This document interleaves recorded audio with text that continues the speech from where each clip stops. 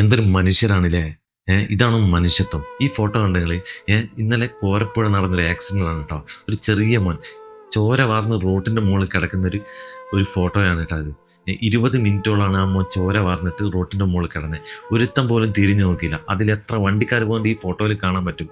എന്നിട്ട് ഒരുത്തൻ പോലും അവിടെ നിർത്താതെ പോയി. ഭയങ്കര സങ്കടമാണ് കേട്ടോ. എന്നിട്ട് 20 മിനിറ്റിന് ശേഷം പോലീസ് വന്നിട്ട് ആംബുലൻസ് കയറ്റിയിട്ടാണ് മെഡിക്കൽ കോളേജ് കൊണ്ടുവന്നത്. രാത്രിയാകുമ്പോൾ മോൻ മരിച്ചുപോയി. നിങ്ങൾ ആലോചിച്ച് നോക്കണം, നിങ്ങളുടെ വീട്ടിലെ ആളുകളോ മക്കളോ ആരെങ്കിലും ആണെങ്കിൽ ഇങ്ങനെ മുഖം തിരിച്ച് നടക്കുമോ?